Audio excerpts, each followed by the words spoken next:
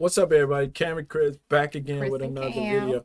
This time, I came across a video on here. It's a movie recap, and it said an Indian revolutionist had planned for 2 decades for his revenge.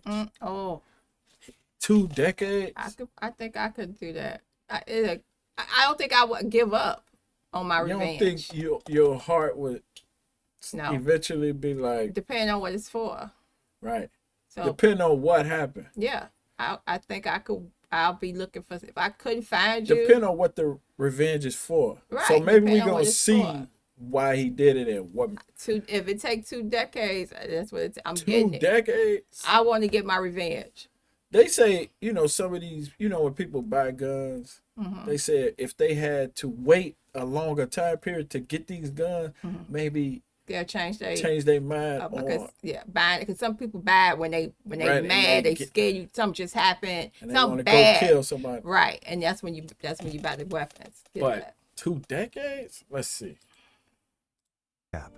Today's movie will be a 2021 Indian biographical historical drama film titled Sardar Udham. Sit back, relax and enjoy the video. Sardar Unam. The movie begins in 1931 in India with the release of Udham, the protagonist.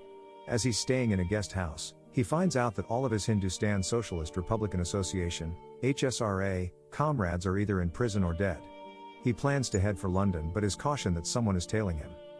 A week after, the man who was supposed to be tailing Udham finally reports to the Rawalpindi police station to inform them of his disappearance. However, the British government finds out soon after that Udham has applied for a new passport to England. It matches his description, but it's issued under a different name. In 1933, Udham arrived in Russia before ultimately reaching London by ship. Udham walks into a restaurant where he shows a piece of paper with the restaurant's name. The man he approaches shakes his head and informs him that whoever he's looking for may be in the Sikh temple instead.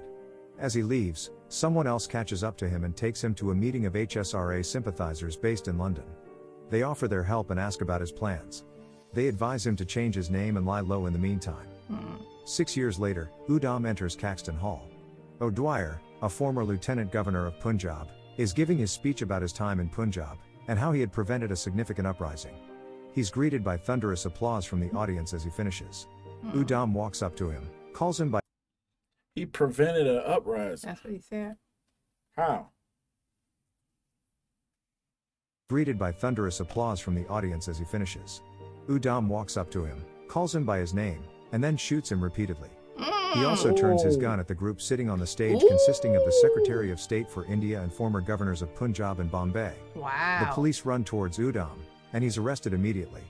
The aftermath is massive, with the British government and many of its citizens angered by the public execution. The British government promises not to tolerate what it deems an act of terrorism or any movement against the British Empire. The London-based HSRA sympathizers worry that Udham would name them.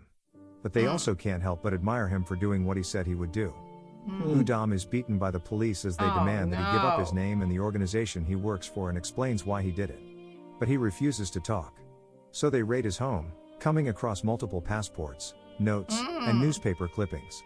They quickly connected the dot that he was the man they'd been waiting for, realizing that Udham had taken his time. Wow. Naturally, this breeds distrust against Indian men, and the police bring in dozens, believing they have some kind of connection with Udham. The police discover that Udham is an orphan and that his parents died when he was young. He grew up in an orphanage with his brother. They also find that he has entered London undetected several times since 1933 under different names. He took many odd jobs, most noticeably as a local stationery peddler. He was under the British police's watch 9 years after he left prison, but since he had been quiet, they had forgotten about him. During his interrogation, one of the policemen revealed that he didn't get all his targets, saying that he only fired 4 shots. He realizes that it means the Secretary of State for India, the last man he fired at, is still alive. They find a link between Udham and Eileen, an active British member of the Communist Party. They believe he successfully established links with other extremists through her. She's taken in, and she reveals that she knew him but knew next to nothing about him, especially not his plan. In a flashback, it's shown that Udham wanted help finding guns, which Eileen opposes, denying his assumption of her connection. So he came to, wait, what they say? Great London. Britain? London. And these groups were underground groups that was kind of had his same beliefs, but they was operating under the radar. Now, Right. Just they want to stay like that. Right. And he came and made waves, Right. or That's only if they don't, because they saying they were hoping he don't talk, right? So he haven't said anything yet. Said nothing about them. Right. Right. But it's just crazy how, he had to do what he had to do, but now they route. So the government already know about these people. You know what I'm saying? So how they know to just go to these people? That mean they already know they there and they already know about them. Of course.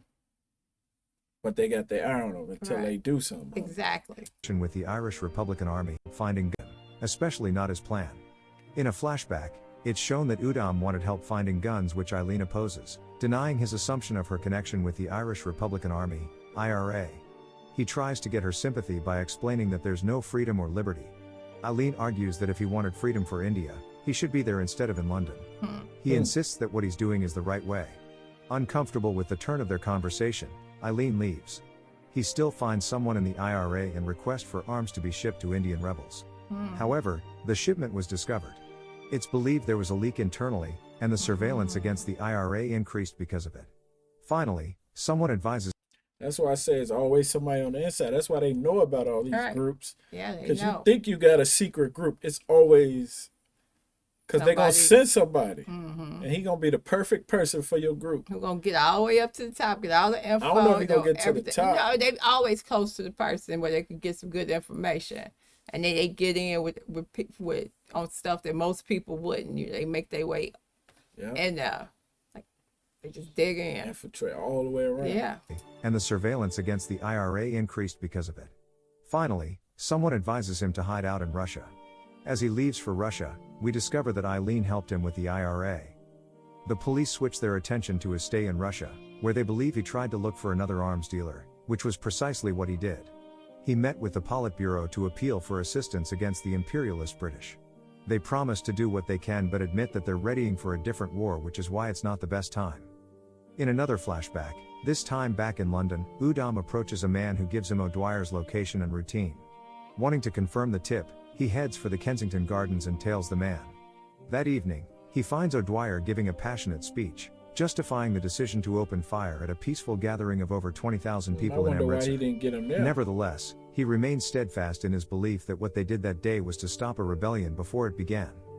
The next day, as O'Dwyer's left at home, Udom visits him under the guise of selling stationery, specifically an exquisite fountain pen. When O'Dwyer asks for the price, Udom tells him he's giving it to the man for free instead. This surprises O'Dwyer, but Udom explains that he used to work for O'Dwyer as a factory worker back in India. Instead of being grateful, O'Dwyer comments about how Indians aim to please. He insults the food and the weather but believes that he served the British Empire well during his time there. He complains about the educated and calls them communists because he thinks they instigated the rebellion. Offended, Udom argues that he's educated, which O'Dwyer denies since he seems rational. In present times, Detective Inspector Swain, the investigator on Udom's case, confronts him about his connection with the defunct HSRA. He threatens that he'll receive the same fate as Bhagat, an Indian revolutionist and Udom's idol. Udom is taken to another flashback where Bhagat is speaking to his group, stating that if asking for their rights is considered a rebellious act, they are indeed rebels. However, someone else corrects him to let him know they're no longer considered rebels but terrorists. Bhagat argues there's a distinct difference between the two. He asserts that their motive is not to create fear but to protest and inspire others to fight for their rights. In 1929, Bhagat was one of the men caught bombing the Central Assembly Hall in Delhi. Because of what happened, the ruling conservatives decided to prosecute the members of the HSRA.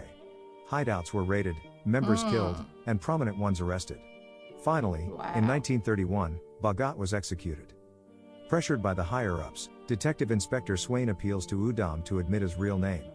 He straightens his arm out and shows his real name tattooed on his left arm, Ram Muhammad Udom Azad.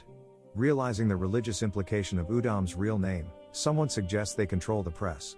However, Detective Inspector Swain reveals that many will still see his actions as an act of revolution. To prevent further constraint in India and London, the British government decides to forego any information about Udham's HSRA connection and paint him as a violent terrorist with no aim or purpose. The British police, led by Detective Inspector Swain, try to look for shreds of evidence to put Udham's name in a bad light so they can continue their claim that he's a criminal.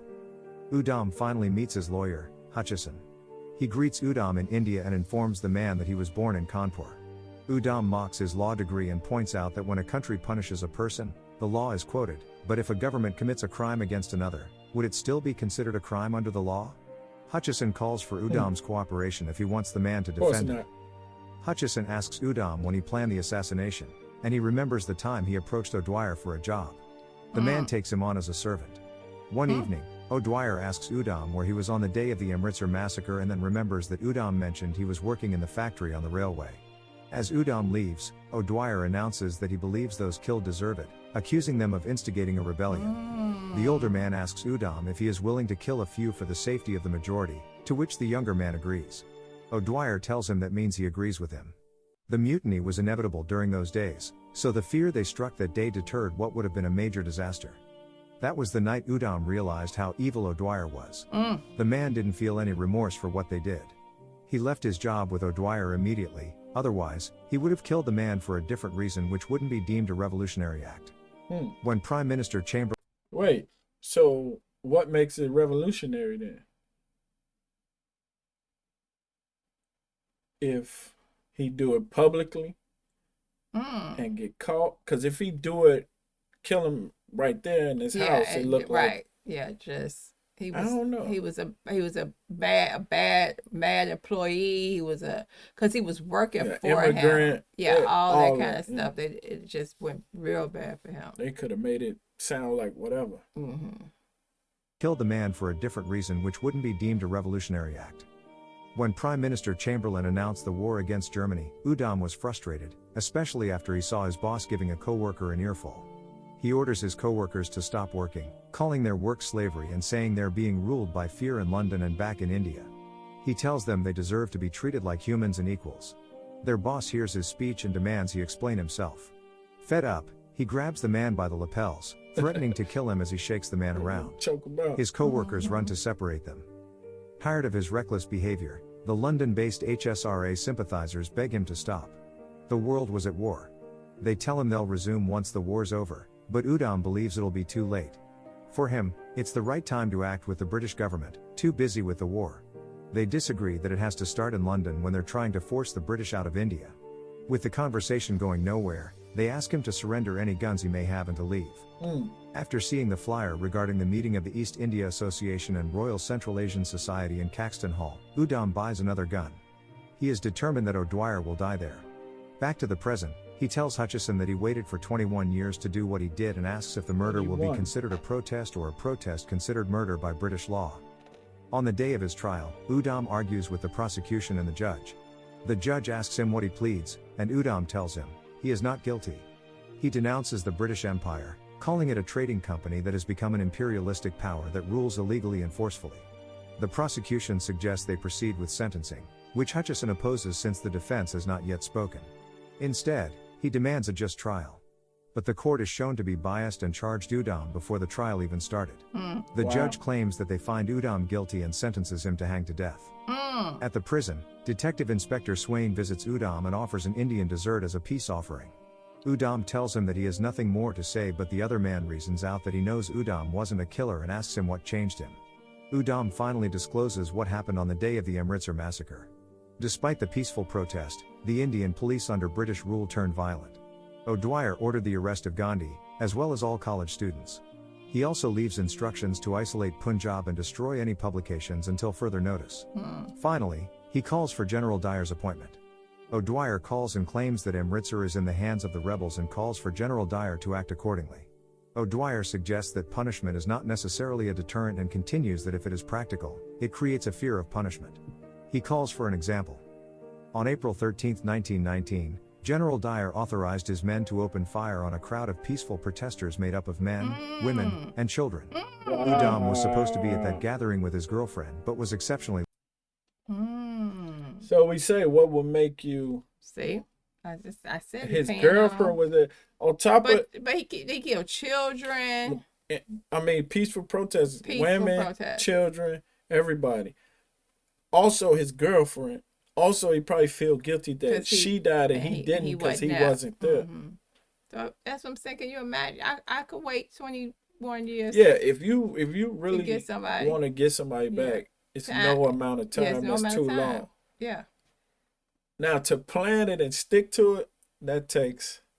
Yeah. I mean, of course, you're gonna want to kill that person, but to be that disciplined and determined, you be like, yeah, if I see him, no, I want to plan it because I want to make sure it happened. I don't want to take no chance and we cross each other and I'm like, oh, I gotta get I want to plan it. But you gotta factor in that you gonna die too. That's another part you gotta fight with. You mean before I get them back? No, you gonna die because you gonna get caught and you go get executed. When? Me? I'm just saying back him. Oh, I'm about to say during that time. I'm talking about for this. Oh, okay. I'm about to say. I'm like, who are you talking? You got me all like, what? Right. Executed. Not you personally. No, yeah, he had to realize that once it happened, he was giving up his life. And I think getting caught was part of it. That's what make it, I think, revolutionary. Yeah. And then he probably so everybody could know why he did it. Yeah. First of all.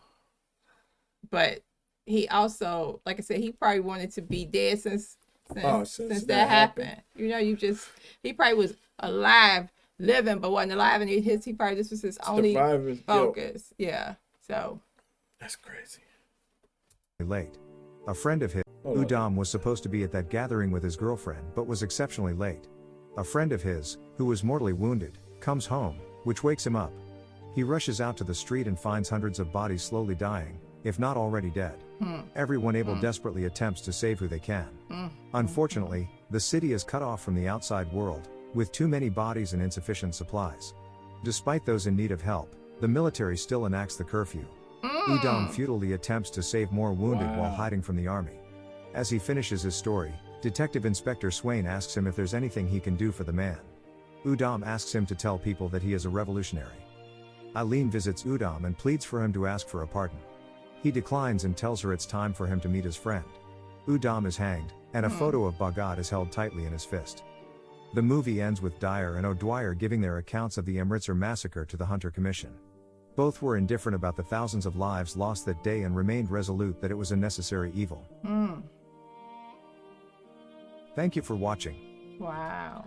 I always wonder how people could feel like this needs to be done, and I think I'm the one that needs to do it. Right. On top of that. That's crazy. Wow. That's sad to see all them people get killed. Kids. Yeah. Everybody. They just protesting some injustices. First of all, they already being treated badly. Right. And to stop it. That's all they asking. And then you kill them. So, yeah, that was messed up. Wow. Oh, but thank y'all. They say revenge it could be sweet. Yeah. Right. Because I guess he did what he had to do. He had no reason to live. Yeah, he was like, I'm ready to go meet my friend. I think he probably wanted to be. Oh, yeah. He was already. Feel like he did the right thing. He ain't worried about going to a bad place. He going to meet his friend. But thank y'all for watching. Like the video, subscribe, tell us what y'all think about this. Yes. If it was true. If the movie was real, because I know it's a movie they're gonna make. You mean it's based off a true story and then it's it. Yeah. So peace.